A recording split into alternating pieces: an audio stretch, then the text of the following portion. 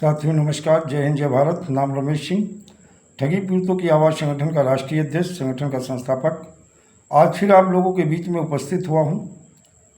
उपस्थित होने के साथ साथ दोस्तों कुछ लेटेस्ट जानकारी है, जहां पे विभिन्न चिटफंड कंपनी एवं क्रेडिट कोऑपरेटिव सोसाइटी को लेकर के प्रयागराज में भी जो राष्ट्रीय उपाध्यक्ष, प्रदेश अध्यक्ष और जिला अध्यक्ष अन्य पदाधिकारियों ने भी सांसद उज्ज्वल सिंह रमण से मुलाकात की थी। मुलाकात करके जो केंद्रीय कानून के तहत आवेदन किए थे उसके भुगतान की मांग और ठगों के खिलाफ कार्रवाई की मांग की, और कहा कि जो विभिन्न चिटफंड कंपनी और क्रेडिट कोऑपरेटिव सोसाइटी है, इनके मुद्दे को संसद में उठाया जाए और जो अधिकारी विधि का पालन नहीं कर रहे हैं इनके खिलाफ एक कठोर कार्रवाई विधि सम्मत तरीके से की जाए, इसकी मांग की। और शायद जून में एक बड़ा प्रोग्राम प्रयागराज में संगठन के माध्यम से रखा गया है, जिसमें माननीय सांसद महोदय और विधायक जी वहाँ उपस्थित होंगे और ये बड़ा प्रोग्राम होगा। सारे लोग अपनी भागीदारी आंदोलन में, इस प्रोग्राम में अपनी सुनिश्चित करें। वहीं दोस्तों देखा जाए सागा ग्रुप की जो 7 सोसाइटी हैं उसको लेकर लगातार आंदोलन हो रहे हैं। लगातार आंदोलन के साथ ज्ञापन के प्रोग्राम हो रहे हैं, धरना प्रदर्शन हो रहा है और भुगतान की मांग की जा रही है। वहीं लगातार हमारा संगठन समस्त चिट फंड कंपनी और क्रेडिट कोऑपरेटिव सोसाइटी के साथ साथ सागा ग्रुप की 7 सोसाइटी जो हैं उनके भुगतान को लेकर हमारा संगठन लगातार बैठक का दौर चल ही रहा है। एक बड़े आंदोलन की तैयारी चल रही है। और वहीं पे बिहार में गया जिले के हमारे जिला अध्यक्ष रणविजय जी, अन्य पदाधिकारी ने आज बैठक किया और जो राज्य के मिनिस्टर हैं उनसे प्रेम कुमार जी से मुलाकात की और मुलाकात करके उन्होंने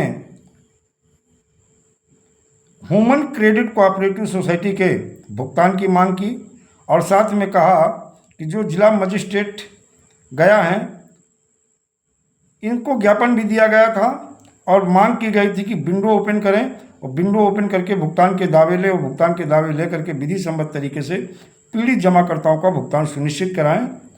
ये मांग की गई थी। उसको लेकर के जो मंत्री जी हैं उनसे बातचीत हुई। उन्होंने शायद कलेक्टर साहब को फ़ोन किया और फ़ोन करने के साथ साथ उन्होंने आश्वासन दिया है कि आप लोगों की पीड़ा, आप लोगों का जो दर्द है वो हम समझ रहे हैं और इस चीज़ को लेकर हमारे संगठन ने लगातार वहाँ के मंत्री, विधायक, सांसद से मिलने का सिलसिला जारी रखा है। जीतन राम मांझी जी से भी मुलाकात की, उन्हें भी ज्ञापन सौंपा है। उन्होंने CRCS को यानी अमित शाह जी को भी उन्होंने पत्र लिखा था और ह्यूमन क्रेडिट कोऑपरेटिव सोसाइटी की जो पीड़ित जमाकर्ता हैं, कार्यकर्ता हैं, उनकी पीड़ा को भी रखा था और ये कहा था कि इन लोगों की पीड़ा, इन लोगों का भुगतान विधि सम्मत तरीके से सुनिश्चित कराया जाए। वहीं आज प्रेम कुमार जी से मिलके जो राज्य के इन सोसाइटियों के मिनिस्टर हैं, देखते हैं, सहकारिता मंत्री राज्य के हैं, उनको ज्ञापन दिया गया। ज्ञापन दे करके उनसे जिला अध्यक्ष समेत अन्य पीड़ित कार्यकर्ता संगठन के मिले और अपनी बात को मजबूती के साथ रखा और उन्होंने कलेक्टर से बात भी की। तो देखा जाए कि आंदोलन का दौर अभी मई में योजना भी बन रही। कहते हैं योजना एक आदर्श शक्ति होती है जो आपके साथ काम करती है। और मैं निवेशकों से भी कहेंगे कि अब वो समय आ गया, वक्त आ गया है कि जून में आप लोग लगातार अपने भुगतान को लेकर के आंदोलन के लिए भी तैयार हो जाइएगा। पैसा आपका है, मिलना आपको है। एजेंट आपके भुगतान के लिए लगातार प्रयास कर रहा है। लिक्विडेटर की नियुक्ति हो गई है। वो कार्य को जो कर रहे हैं, कागजी घोड़ा भी दौड़ा रहे हैं और ज़मीन पे अब अधिकारियों को भी दौड़ना होगा। आप लोगों का भुगतान अतिशीघ्र कराना होगा। इसके लिए हम लोगों को एक बड़े आंदोलन यानी कोर्ट से लेकर रोड तक की जो हम चर्चा करते हैं, हर स्तर पे मजबूती के साथ सरकार की अथॉरिटी तक अपनी बात को पहुंचाना और सोसाइटी के खिलाफ और ठगों के खिलाफ जून में FIR से लेके हर लीगल कार्रवाई की जाएगी।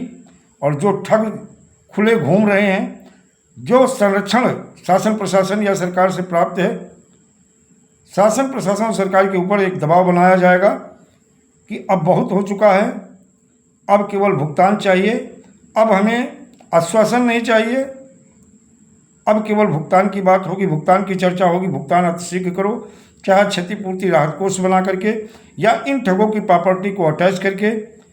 अगर सोसाइटी इंश्योर्ड है तो वहाँ से भी जो राहत मिल सकती है निवेशकों को भुगतान को लेके, वो भी होना चाहिए।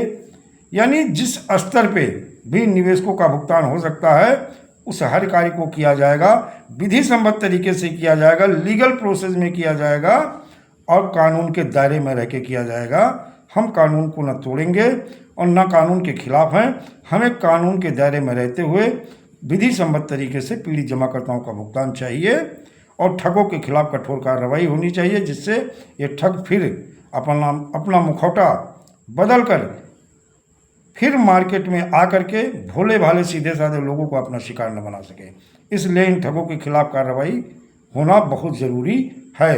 बहुत सारे लोगों के विषय में अभी पता चल रही है कि वो कहीं ना कहीं फिर नेटवर्किंग और सेटवर्किंग के माध्यम से अपना कार्य करना शुरू कर दिए। निवेशकों के भुगतान को लेकर के न वो चिंतित हैं, न प्रयासरत हैं, और वो केवल बैठे तमाशा देख रहे हैं और कहीं ना कहीं दूसरी कंपनियों में काम कर रहे हैं। जबकि हाई कोर्ट जबलपुर ने साफ साफ कहा था, जिस तरह की शिकायत आपके खिलाफ हुई है, अगर उसी तरह का कार्य करते हुए दोबारा कोई भी पाया जाता है तो उसे अपराध की श्रेणी में रखा जाएगा, अपराधी मान लिया जाएगा, कि विधि सम्मत तरीके से कानून के तहत उसके खिलाफ कार्रवाई होगी, वो बचने वाला नहीं है।